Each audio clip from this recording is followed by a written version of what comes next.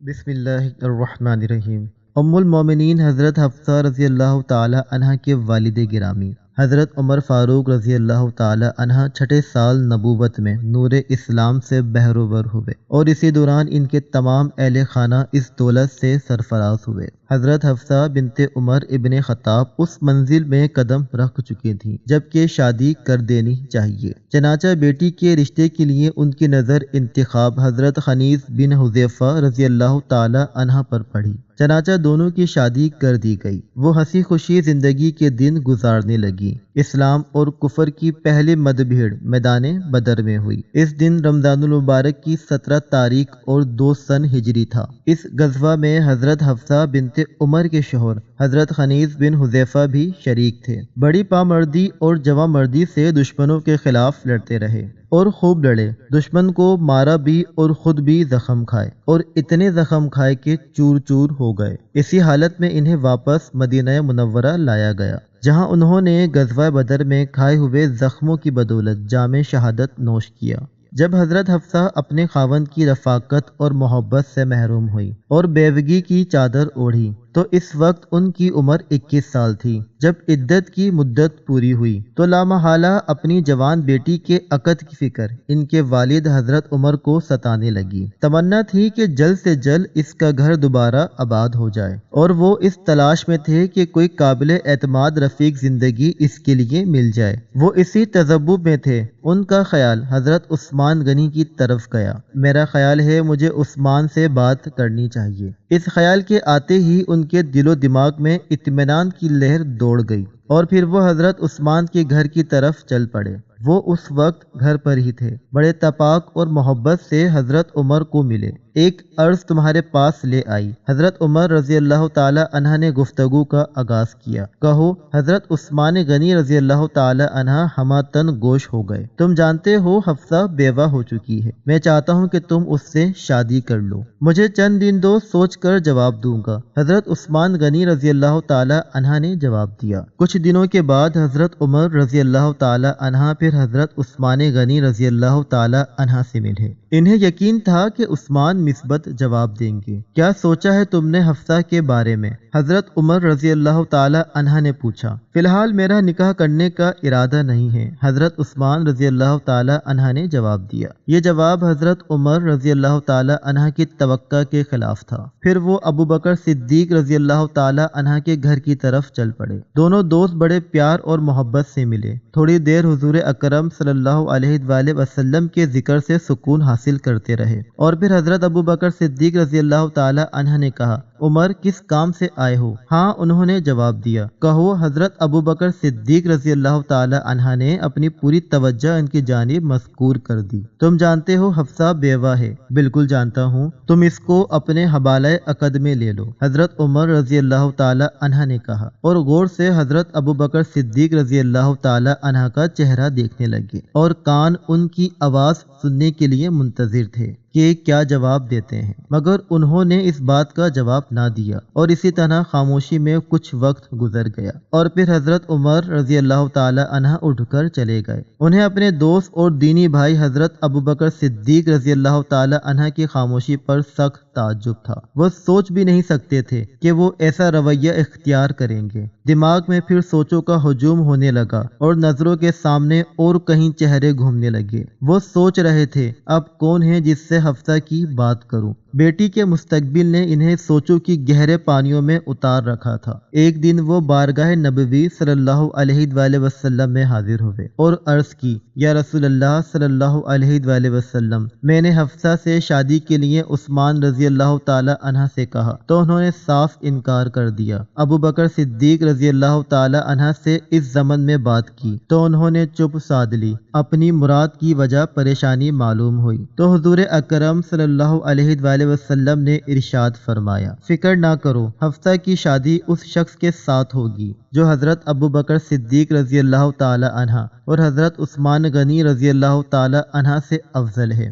اور عثمان کی شادی اس خاتون سے ہوگی جو حفصہ سے بہتر ہے۔ اپنے آقا مولا صلی اللہ علیہ وآلہ وسلم کی بات سن کر حضرت عمر رضی اللہ تعالی عنہ کو اطمینان قلب ہو گیا۔ پھر حضور اکرم صلی اللہ علیہ وآلہ وسلم نے اپنے غلام اور جانثار حضرت عمر فاروق رضی اللہ تعالی عنہ سے فرمایا، تم اپنی بیٹی کی شادی میرے ساتھ کر دو۔ اللہ اکبر، اس سے بڑھ کر اور کیا خوش قسمتی ہو سکتی ہے۔ اور پھر حضرت عمر فاروق رضی اللہ تعالی عنہ نے اپنی بیٹی کا نکاح حضور اکرم صلی اللہ علیہ وآلہ وسلم کے ساتھ باعوض 400 درہم کر دیا، اور وہ حرم نبوی میں داخل ہو کر ام المومنین کے اعزاز سے مشرف ہوئیں۔ یہ شادی شعبان 4 ہجری میں ہوئی۔ اس نے حضرت عمر رضی اللہ تعالی عنہ کو حضور اکرم صلی اللہ علیہ وآلہ وسلم کے اور قریب کر دیا، اور ان کا قبیلہ عدی جس کے پاس سفارت کی ذمہ داریاں تھیں، آپ صلی اللہ علیہ وآلہ وسلم کے ساتھ رشتہ مصاہرت میں منسلک ہو گیا۔ جب حضرت حفصہ رضی اللہ تعالی عنہ حضور اکرم صلی اللہ علیہ وآلہ وسلم کی زوجیت سے سرفراز ہوئیں تو 2 ازواج مطہرات رضی اللہ تعالی عنہ پہلے سے موجود تھیں، ایک حضرت سودہ بنت زمعہ رضی اللہ تعالی عنہ اور دوسری حضرت عائشہ صدیقہ رضی اللہ تعالی عنہ۔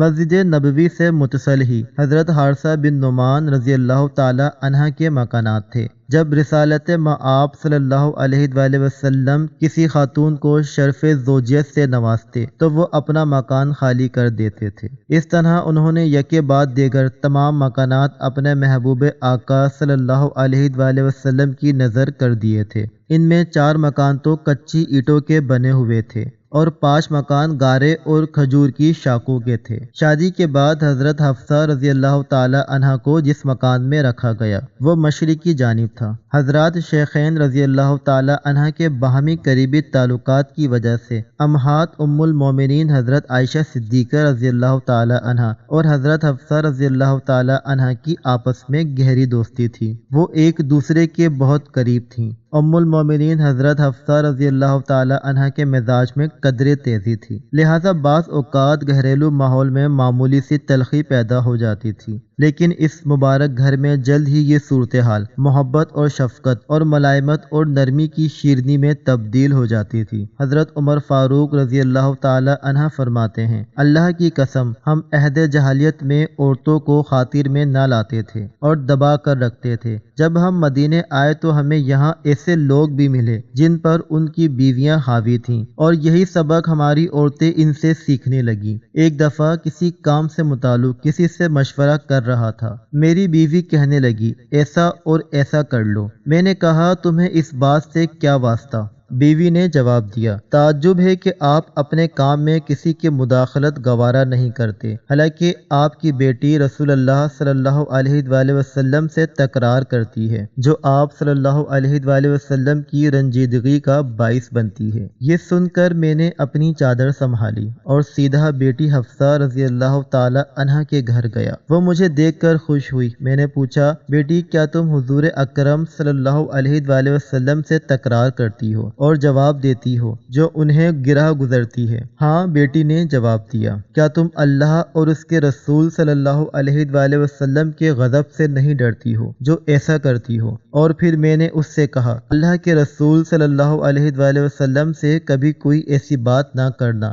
جو ان کی طبیعت پر گرہ گزرے، اور نہ ان سے کسی چیز کا مطالبہ کرنا، اور نہ ہی تم حضرت عائشہ صدیقہ رضی اللہ تعالی عنہ کی ریس کرنا جو رسول اکرم صلی اللہ علیہ وآلہ وسلم کی محبت پر نازاں ہیں۔ حضرت عبداللہ بن عباس رضی اللہ تعالی عنہ حضرت عثمان سے روایت کرتے ہیں کہ نبی کریم صلی اللہ علیہ وآلہ وسلم نے حضرت حفصہ کو طلاق دی اور پھر رجوع فرما لیا۔ حضرت انس بن مالک سے بھی روایت ہے کہ رسول اللہ صلی اللہ علیہ وآلہ وسلم نے جب حضرت حفصہ کو طلاق دی تو آپ صلی اللہ علیہ وآلہ وسلم کو رجوع کا حکم ہوا اور آپ نے رجوع فرما لیا۔ کیس بن زید سے روایت ہے کہ حضور صلی اللہ علیہ وآلہ وسلم نے ایک دفعہ حضرت حفصہ کو طلاق کا ارادہ کیا۔ اتفاق سے اس موقع پر حضرت حفصہ کے ماموں کا ان کے گھر آنا ہوا تو وہ بے اختیار رو پڑیں اور کہنے لگی، خدا کی قسم یہ مت سمجھنا کہ کسی اکتاہٹ یا بیزاری کی وجہ سے آن حضرت صلی اللہ علیہ وآلہ وسلم نے مجھے طلاق دی ہے، اور جیسا کہ ارشاد ربانی ہے، یعنی اے نبی جب تم طلاق دو عورتوں کو تو تو ان کو طلاق دو، ان کی عدت پر اور گنتے رہو۔ اس وقت حضور صلی اللہ علیہ وآلہ وسلم نے صرف پہلی طلاق کا ہی ذکر فرمایا تھا، جس کے بعد رجوع کا امکان تو باقی تھا، مگر رسول اللہ صلی اللہ علیہ وآلہ وسلم سے کسی شکایت کے بجائے وہ آن حضور صلی اللہ علیہ وآلہ وسلم کا دفاع کرتے ہوئے ذمہ داری اپنے سر لے رہی تھیں، جس سے ان کا جذبہ فدائیت ظاہر و باہر ہے۔ در اثنا حضور صلی اللہ علیہ وآلہ وسلم گھر تشریف لائے تو حضرت حفصہ اپنی چادر سنبھالنے لگی۔ رسول اللہ صلی اللہ علیہ وآلہ وسلم نے فرمایا، اے حفصہ، جبرائیل میرے پاس آئے اور مجھے کہا کہ حفصہ سے رجوع کر لیں، وہ روزے رکھنے والی اور بہت عبادت گزار ہیں، اور یہ جنت میں بھی آپ صلی اللہ علیہ وآلہ وسلم کے ساتھ ہوں گی۔ بلا شبہ اللہ تعالیٰ کی طرف سے حضرت حفصہ کے حق میں یہ ایک عظیم الشان گواہی ہے، جس سے آپ رضی اللہ تعالی عنہ کے روحانی مقام کا بھی اندازہ ہوتا ہے۔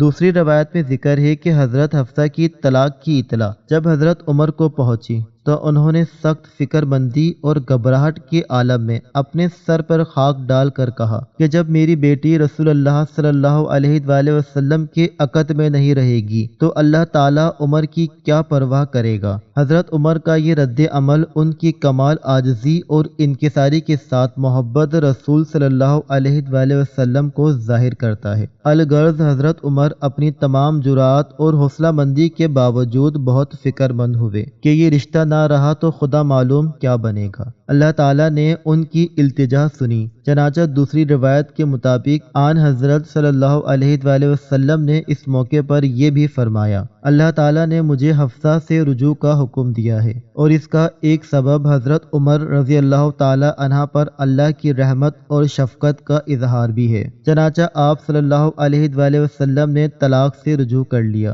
یہ واقعہ طلاق صحائی ستہ کی کتب ابو داؤد انسانی، ابن ماجہ اور دیگر کتب طبرانی اور ابن سعد وغیرہ میں مذکور ہے، جو جائے اعراض نہیں، کیونکہ عام حالات میں طلاق کی ناپسندیدگی کے باوجود اندر ضرورت یہ ایک جائز اور حلال امر ہے، اور نہ صرف خلاف تعلیم قرآن نہیں بلکہ اخلاقی لحاظ سے بھی اس میں کوئی برائی نہیں، بلکہ تقوی کے لحاظ سے ایسی کارروائی پر اندالعقل بھی کوئی اعراض نہیں۔ عہد عثمانی میں جب اجمیوں کی ایک کثیر تعداد داخل اسلام ہوئی تو قرآن حکیم کی کتابت، املاء، تلفظ اور تلاوت میں اختلاف کی صورتیں پیدا ہوئیں، تو خلیفہ سوم امیر المومنین حضرت عثمان غنی ذو نورین رضی اللہ تعالی عنہ نے ام المومنین حضرت حفصہ بنت عمر رضی اللہ تعالی عنہ کے پاس جو نسخہ قرآن تھا ان کی نقل کرا کر اپنی مہر کے ساتھ اپنی مملکت کے مختلف شہروں میں بھجوا دیا، تاکہ ہر جگہ ایک طرح کتابت اور قرآن ہو اور اختلاف کی کوئی گنجائش نہ رہے۔ لہذا قرآن کی ترتیب اور تدوین اس طرح کی حفاظت کا سہرا بھی ام المومنین حضرت حفصہ رضی اللہ تعالی عنہ کے سر ہے۔ سن 41 ہجری 59 برس کی عمر میں ام المومنین حضرت حفصہ نے اس دنیا فانی سے کوچ کیا۔